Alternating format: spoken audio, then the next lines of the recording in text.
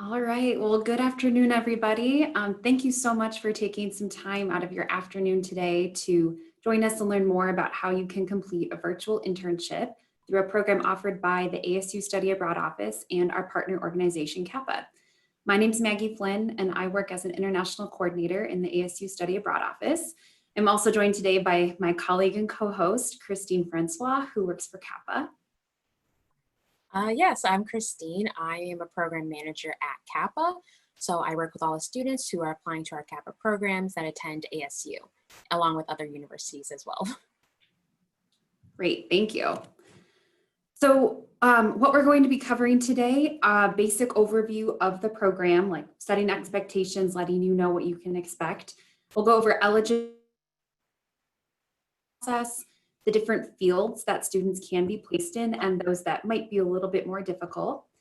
We'll talk about scheduling expectations, the orientation and coursework provided by CAPA, the application process, what cost and financial aid looks like. And then finally, we have an exciting addition to our webinar this time around, where we are joined today by a program alumni who participated this past summer. So that'll be at the very end. Before we move forward, I just want to address a few housekeeping items. The first is that we are recording this session, and we will be sending out a copy of the recording and some additional follow-up information to you sometime later this week or early next week. So don't feel like you have to jot down any notes during this. Also, if you have a question during this time, please feel free to use the Q&A function found on the black Zoom bar of your screen.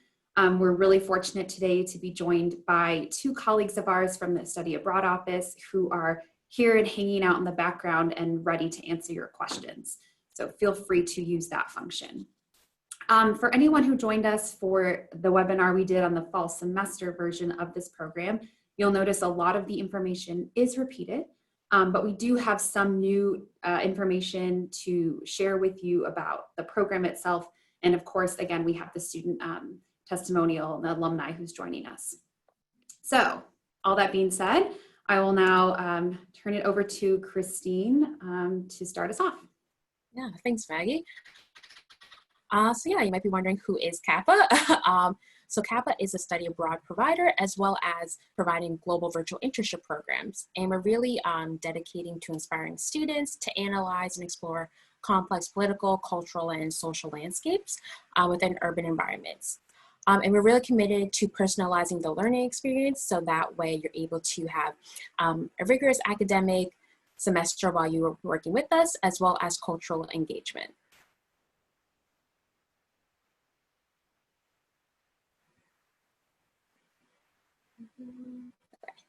So for the Global Virtual Internship Program, there are going to be 2 sessions in the spring. And you're going to be able to have a global virtual internship in one of our several locations. So that includes Barcelona, Buenos Aires, Dublin, Florence, London, Sydney, and Shanghai. So for session A, the dates are January 15th to March 12th, and the deadline is October 30th. And then for session B, the dates are March 15th to April 30th, and the deadline is November 15th. So really, whichever session aligns better for you is the one that you can choose. You do have a bit of time to choose that for yourself. And with the internship, you'll be able to gain 3 credit hours, but this is dependent upon your academic unit. So make sure you reach out to your academic advisor so you can confirm that. And what you should expect with the internship is that you'll be working at the internship site virtually for 20 hours. There is an online internship orientation for an hour and a half at the beginning of the semester. We have our global internship course online, which is an hour and a half each week. And the internship is for academic credit. So in total for each week, you will have to dedicate 21 and a half hours to this program.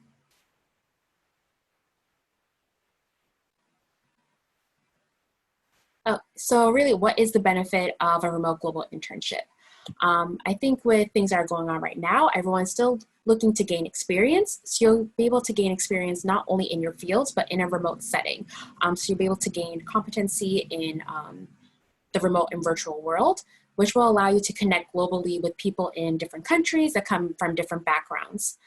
In addition to that, you'll be able to build real life skills that you'll be able to use not only in your academics, but also in your future career and different jobs that you have after you graduate. So how to be eligible for the program. So you must have a 2.8 GPA. If your GPA is lower than this, just reach out to me directly and we can discuss this on the FAQ ASU page. My email address is there, so you can get my email there as well. But I'll make sure to put it in the chat as well. You have to be enrolled as an ASU undergraduate student. If you are a graduate student, you will want to check with your department just to make sure that you're eligible for the program. You will want to be at least a second semester sophomore or have that standing. Again, exceptions can be made. So if you don't have that standing, just reach out to me directly. And then another thing is you would want to make sure you have applicable classes that align with your desired internship field, along with some work experience. So for myself, as an example, I was a marine science major at school. And if I was looking to do internships in the business field or anything in marketing, at first, if you see the classes I take, they don't really align with that field. However, I did a lot of jobs that did involve business and marketing. So that kind of gave me that work experience. However, if you don't have that specific work experience or the applicable classes, it doesn't mean that you'll be rejected or anything like that. It just kind of helps to make your application a bit more competitive. But if you do have questions in regards to that, if you're looking to intern in a field that you don't have work experience or applicable classes, again, just reach out to me directly because I'll be helping you through the whole application process. And with the global virtual internship, it's for you to gain critical professional skills that you can use in an international workforce. And CAPA offers individualized placements with international, local companies, government organizations. So this program is really individualized to you for your academic and professional needs. And I say this because before I've gotten questions just kind of like, is it only marketing or is it this or that? It's really individualized to what you are trying to do for your future. So that's why when we ask you for your 3 internship placement preferences, you can put whatever you think that you are most interested to do post-graduation and in your career.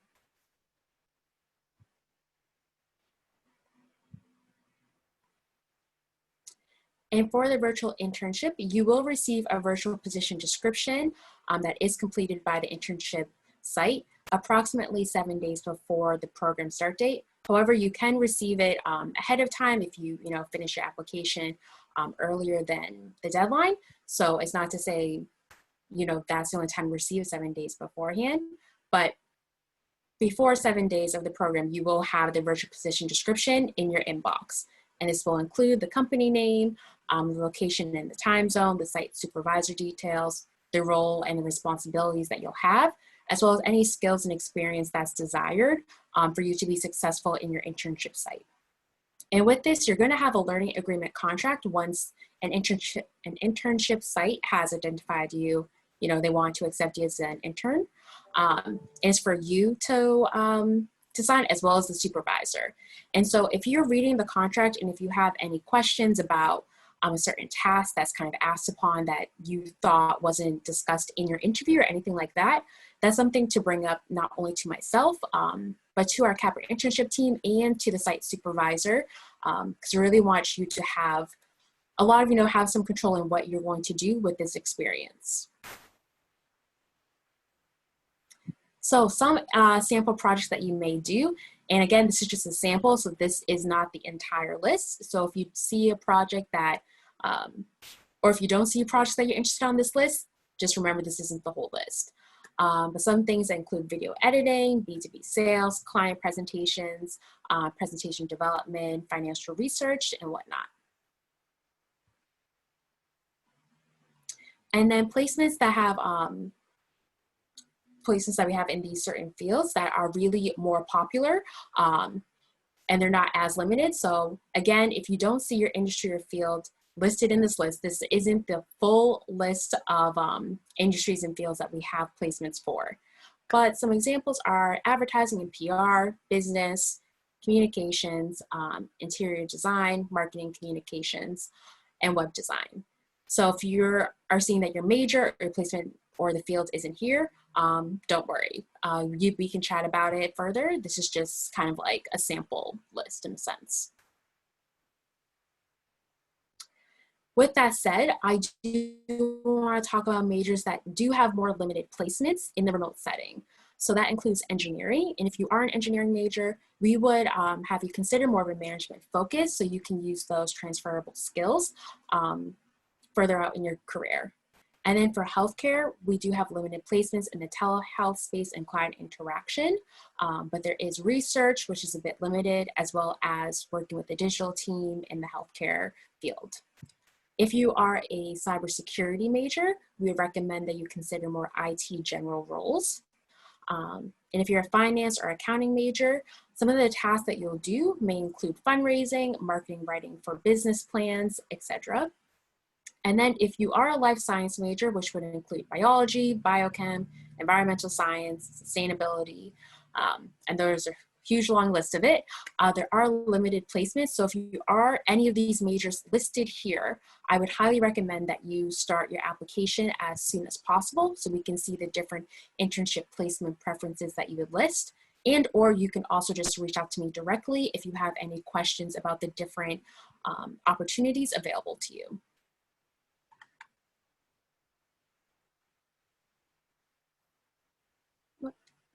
And then, I'm going to pass on to Maggie.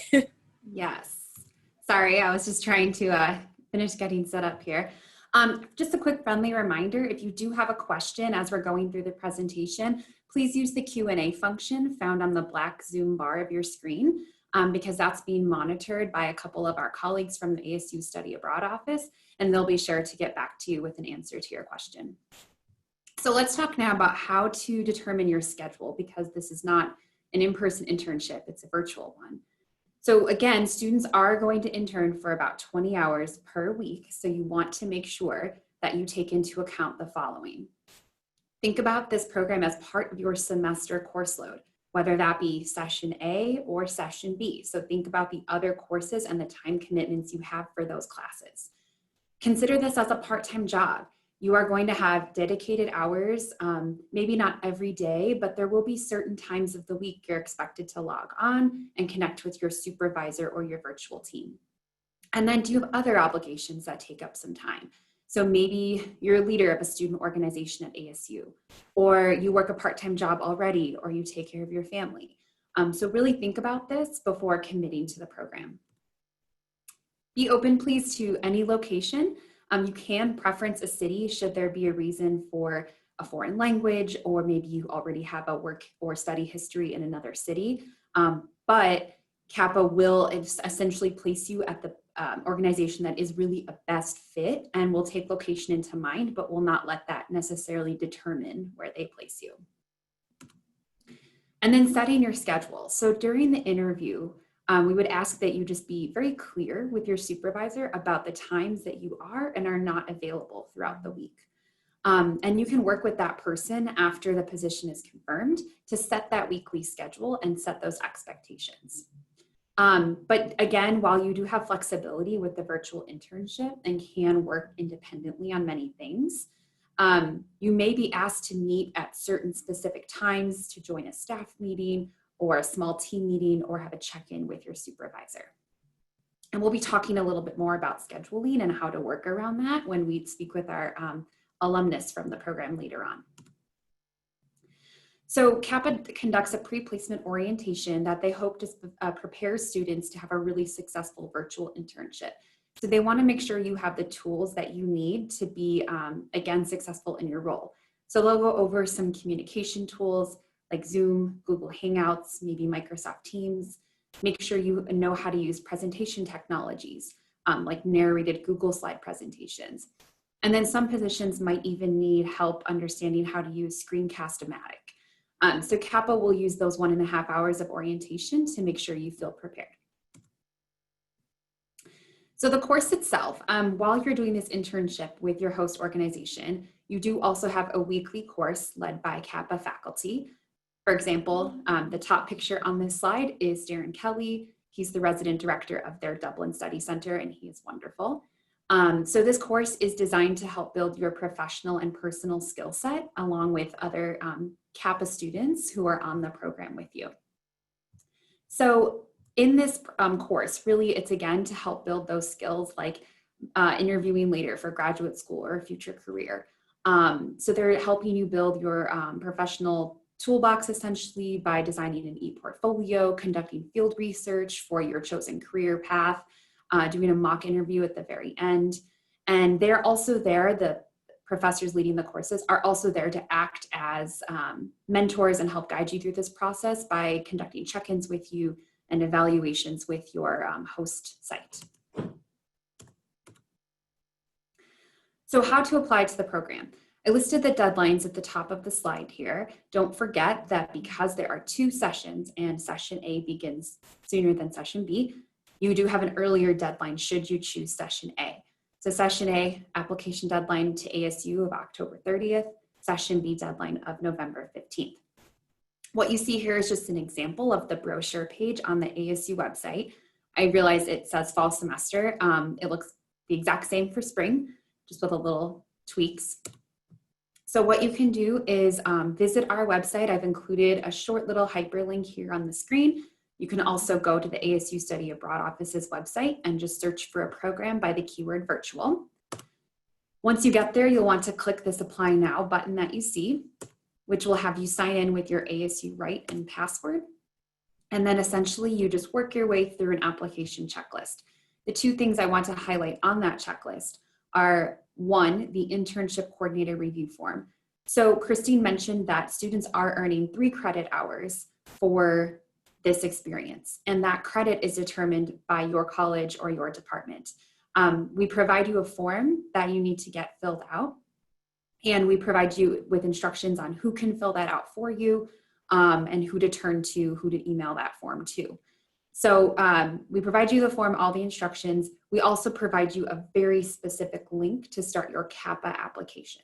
So at some point you are going to be managing 2 applications, one with ASU, one with CAPA, because we're asking for different paperwork. And if you start an application, you'll see all of that appear before you. So the application process and timeline. So what you're going to do is after you've started your application with the ASU Study Abroad Office is you'll submit to CAPA a few different materials, such as an internship application where you're describing what are your career goals, what are the expected or job duties you hope to complete while in the internship, what is your work experience like? And then they also want a cover letter, a resume, and 1 letter of recommendation, either from an academic source like a professor or a former supervisor in a work setting. So you'll submit a number of materials to them. They will then use all that information to again find you the best fit organization that meets your goals for the internship. Then once they've matched you with that organization, they'll connect the 2 of you and help you set up an interview with that organization. Assuming the interview goes really well for both parties, then they will share a position description with you that includes information about the organization, your role, the expectations, basically a nice overview of the position itself. Christine had shared this earlier, but at a minimum, the position description will be shared with you 7 days prior to the start of the program, but it may be shared even earlier if you finish your application sooner. So how does cost work for this program? Well, we do have a cost sheet on our website, and I will show you how to access that later on. But essentially, every student is going to be billed a program fee. Now, this program fee is the amount of the program fee is going to really vary based on your tuition classification. What I mean by that is, are you in-state, out-of-state, online? So that's going to be a little bit different, but it includes 3 credits of tuition because again, you're earning credit for the program, your internship placement, and an administrative fee from the Study Abroad Office. Some students at ASU experience what's called a tuition cap, where once you reach a certain number of credit hours, ASU stops charging you tuition. So if you find yourself in that scenario, and again, it's not every student, but some do find themselves in this case, then the 3 credits of this program will count towards your tuition cap, not in addition to it. So it will be billed very differently if you're already a full-time student in full-time status for the spring and you've reached your cap, or when registration opens for spring, I mean. And then so I should mention, if you have questions about this, it is a little bit confusing how this works with the tuition cap. Feel free to reach out to our office. I'm happy to explain it to you. And the very last slide of the presentation will include our email and contact information.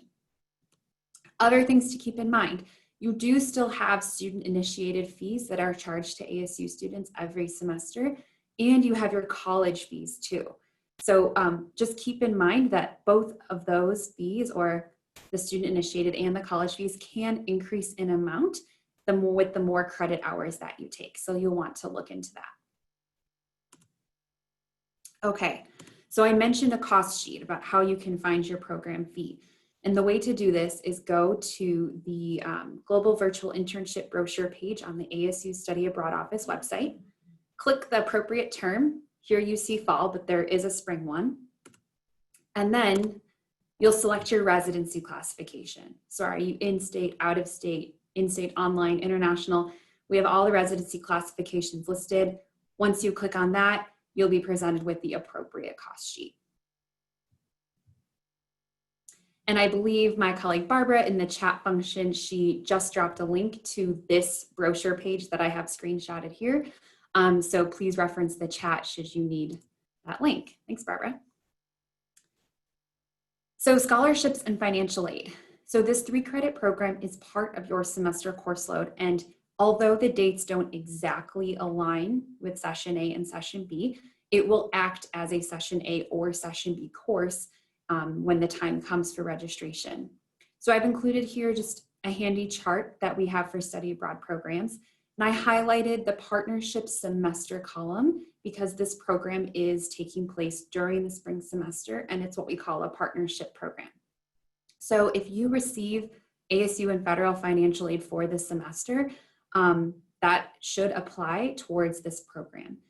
If you have questions, you can ask the financial aid office at ASU. You can also contact our office at the Study Abroad office, and I'm happy to put you in touch with a colleague at the financial aid office to answer your questions. I also have a note at the bottom of this page that does address that I know many students are corporate sponsored students by Starbucks or Uber. And so if you find yourself, if you are one of those students and you want to participate in the program, we have very specific wording on our FAQ page, which we'll drop a link to that as well in the chat.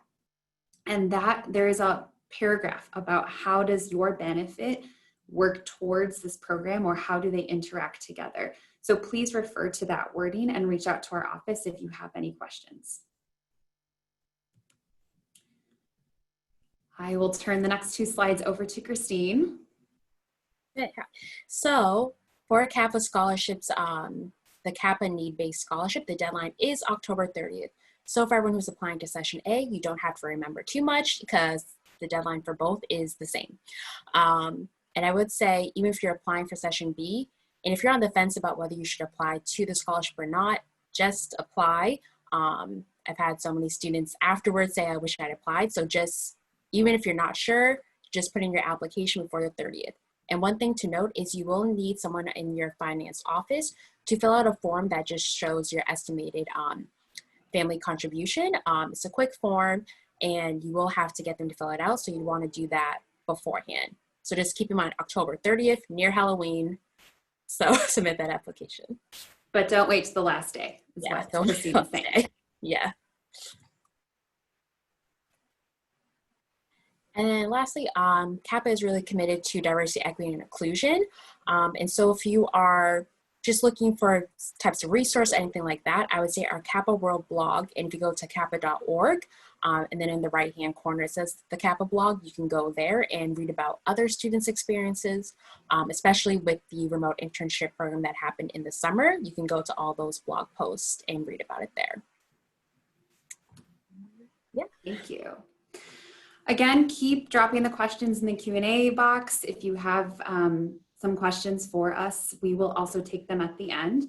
But now we're going to hear from Sophie Gaynor, who was a student that participated on this program this past summer. She's a Kappa ambassador this summer and has agreed to help us out with this presentation. So Sophie, I'll turn it over to you for a brief introduction on who you are. All right. Hi, everyone. My name's Sophie Gaynor. I am majoring in technical communications. I'm also a Starbucks College Achievement Program student, or SCAP for short. So I've been taking courses online since about 2018 with ASU. This is my final semester, and I had the amazing opportunity to intern with her business this summer in Sydney, Australia, as a journalism intern. Thanks, Sophie. Thank you. So we thought that for anyone on this webinar, the easiest way to get Sophie's perspective on the program would be to ask some guided questions.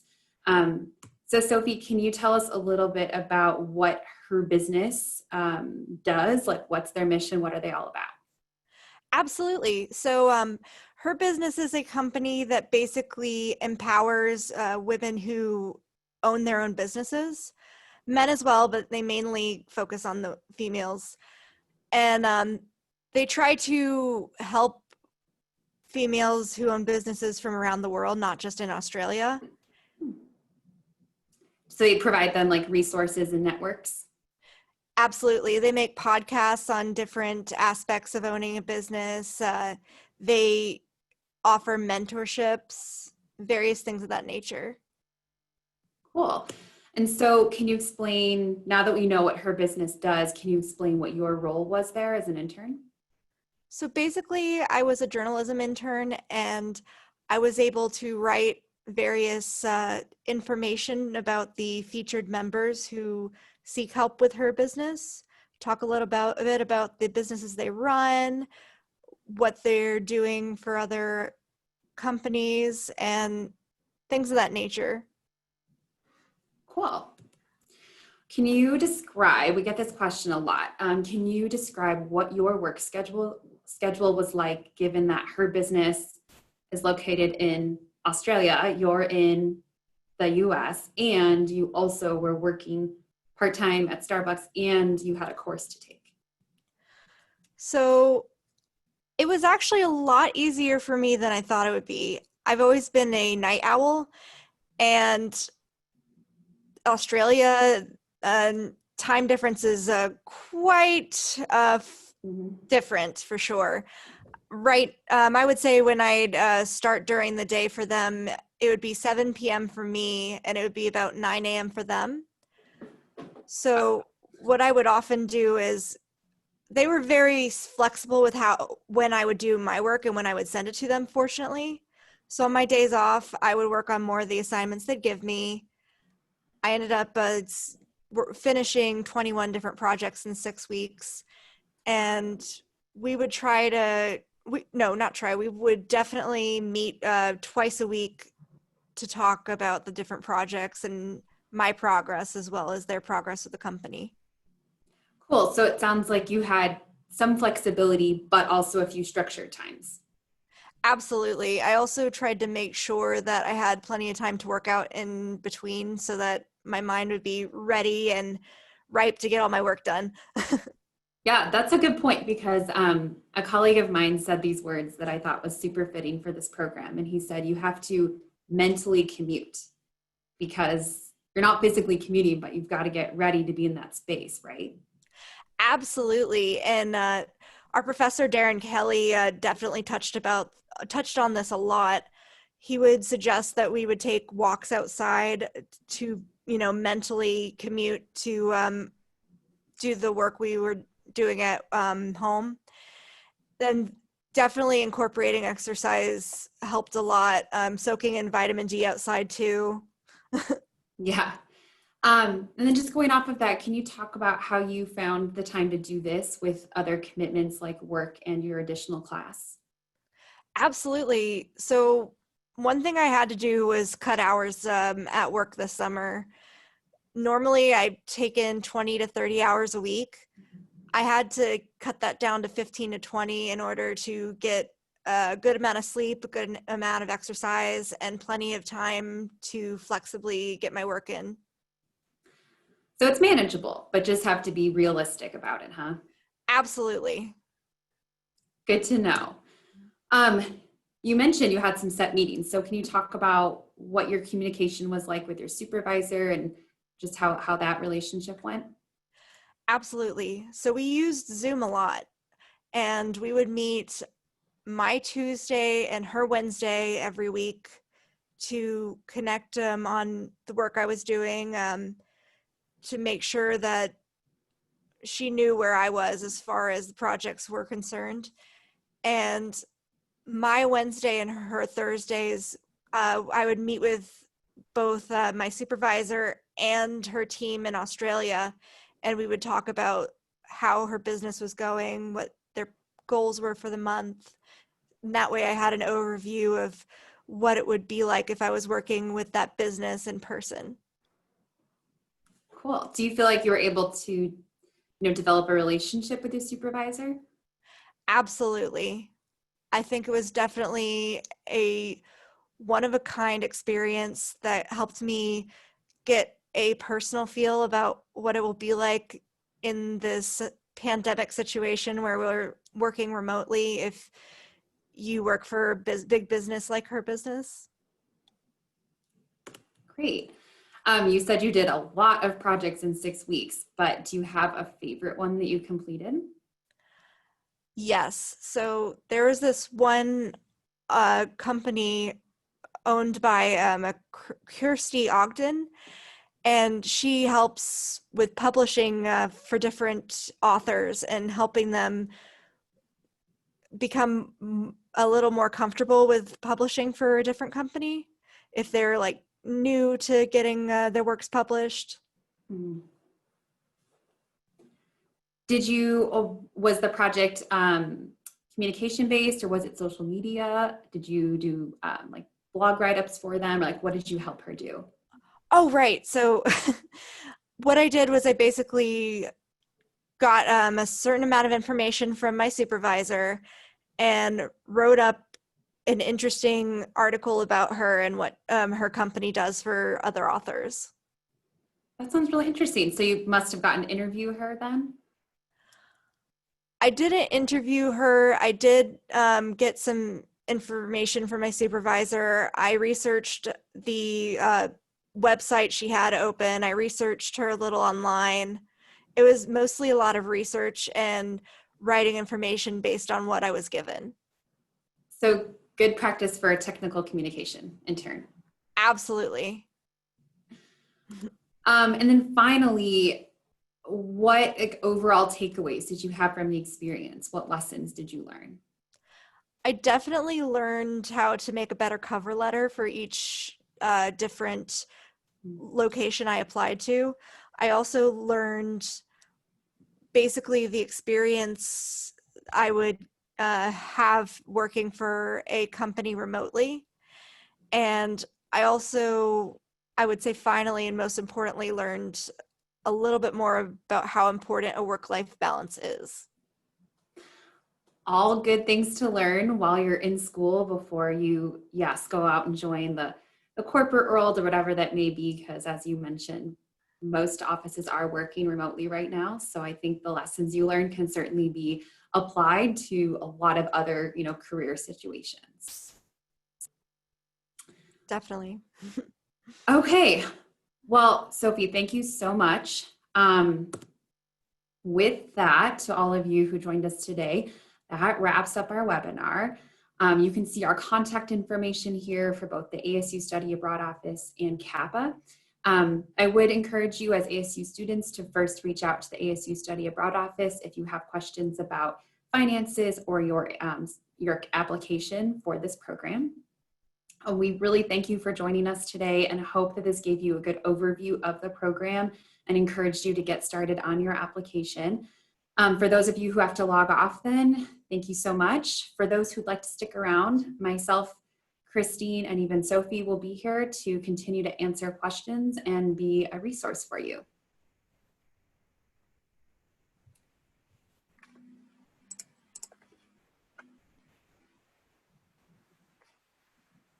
And I will say to my colleagues who've been answering questions, thank you so much. Feel free to let us know if there have been any common question themes you'd like us to answer live.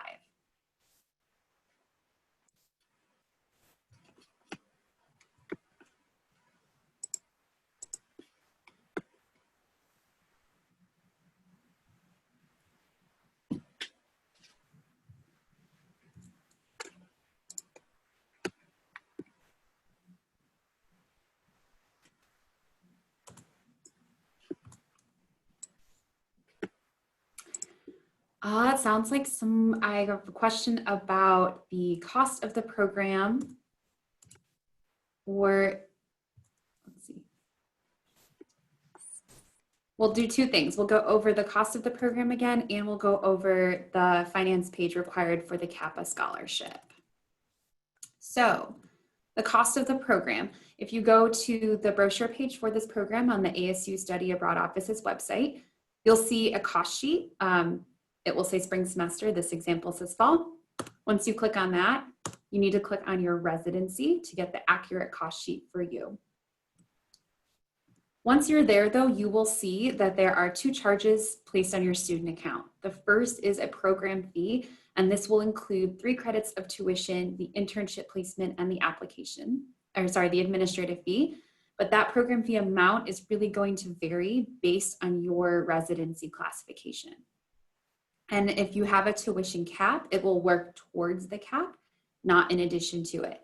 Again, I would take a look at the cost sheet on our website for your situation, see if you can make sense of that. And if not, feel free to reach out to our office at studyabroad@asu.edu. And then Christine, in case the student was asking about the finance contribution sheet for the scholarship, can you explain what that is again? Yeah, so when you go to the CAPA website and then you go to the scholarship page, it is a sheet that you can download.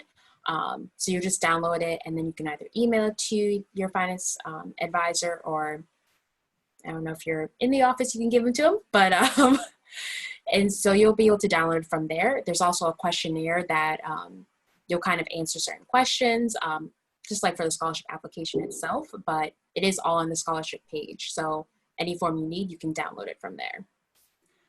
So at this time, because most offices are virtual, I would suggest contacting the financial aid office with that form over email to see if someone can fill that out for you. It sounds like it's just providing CAPA with information about your expected, your family's contribution for your school for the year, and then any other financial aid that you currently already have at ASU.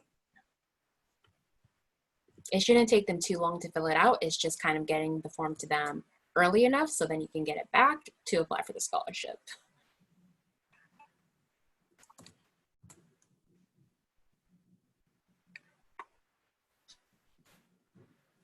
I can answer this next question live. So opportunities for interdisciplinary studies. If you really are an interdisciplinary studies major, there are, I'd say a lot depending on what your degree is consists of, because I know that degree is specialized based on what your career goals are. Students have used this experience to count for IDS 401. So business and global health. Yes, there are a lot of business positions. Whether or not CAPA could find one that combines business and global health remains to be seen. You'd have to work with them one-on-one, specifically Christine, to identify that. Many students in interdisciplinary studies have used this experience to count for IDS 401 credit, but you would need to confirm that when it's time to fill out that internship form I mentioned. That's part of your application. So again, when you start an application with the ASU Study Abroad office, there's an internship form you'll have to download, and I give you directions on who to send it to, what questions to ask, everything you need. So that form can be your guide to have that conversation and see if this can count for the 401, IDS 401 credit.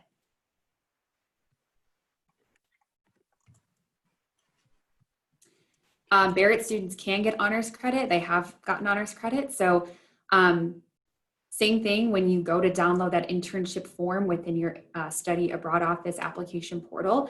I do provide a contact in Barrett and her email address for you to send that form to see if you can get Honors 484 credit.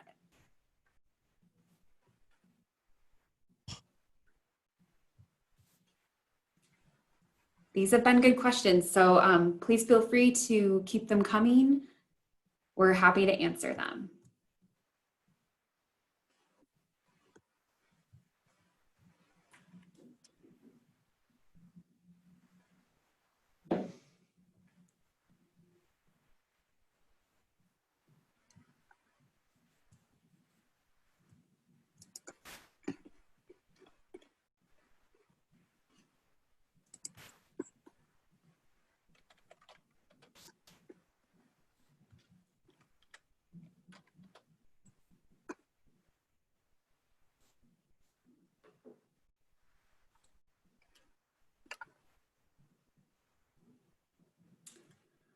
I think we're going to hang out for another few minutes. Looks like many people have logged off, but we'll be here for a few more minutes to answer questions.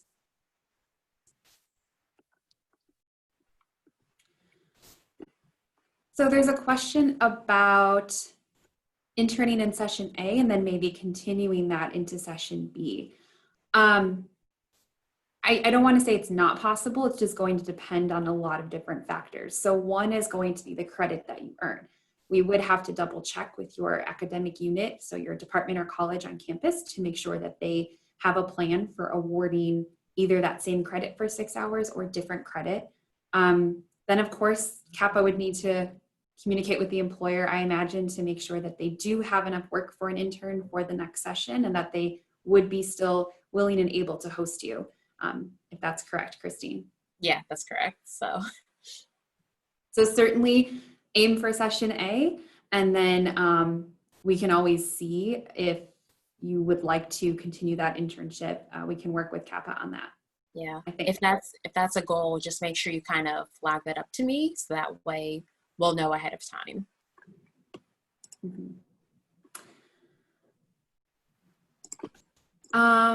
Christine, you might be able to answer this. Are there companies that participate in this program that are international with locations in the US too? Yeah, there are some companies that do have US offices, but then they have the international offices as well. So yes, that is the case. Yes, actually, I believe one of our students is interning with an organization that has an office in New York. Yes. But it's still very, very international. Yep. And then majoring in anthropology, but haven't narrowed down the focus yet. I would say, if that's the case, I would say chat with me about it, just so that way I find it when students actually really talk through what they want to do, that kind of helps to narrow down the 3 internship placement fields. But you can always put kind of anthropology as your first placement field, but just to kind of get a little more in the nitty gritty of it. So yes, I'll be looking for your email for the Calendly call or the Zoom call that we'll have. Which I'm trying to send it in the chat, and I'm not able to, but can you, Christine, just repeat what your email address is? Yes, it is C. Francois, I'll spell that, or I guess it's on the screen, CFRANCOIS@kappa.org. You can also, again, apologies for not listing our emails directly on here, but you can always email the Study Abroad Office at ASU, and if we can't answer the question, we would certainly point you in Christine's direction. There it is. Christine just dropped her email in the chat for everyone to see.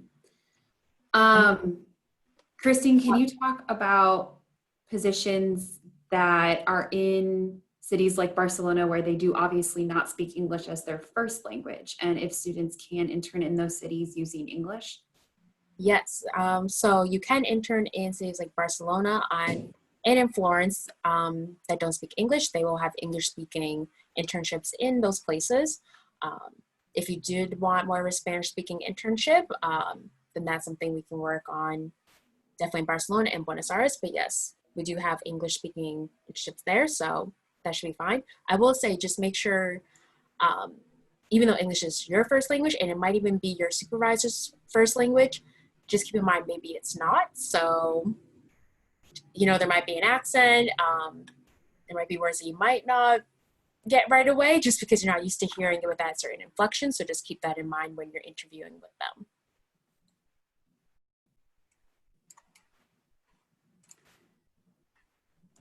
Other questions that anyone has? If you think of some later, feel free to send them our way at the email address listed here, studyabroad@asu.edu. We're happy to help you out. I can drop my email too if someone wants more information on student experiences, if that's all right. Yes, yeah, that would be great. So Sophie, our program alumni, she just dropped her email as well. Feel free to email her for the student experience. Sophie, I'll probably include that in our follow-up communication as well, if you don't mind. I don't mind at all. Thanks.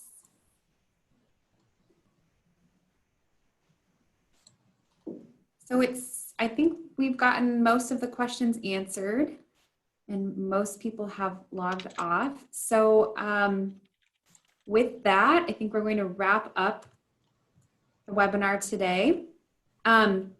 Again, thank you all so much for taking some time to join us today, learn more about the program.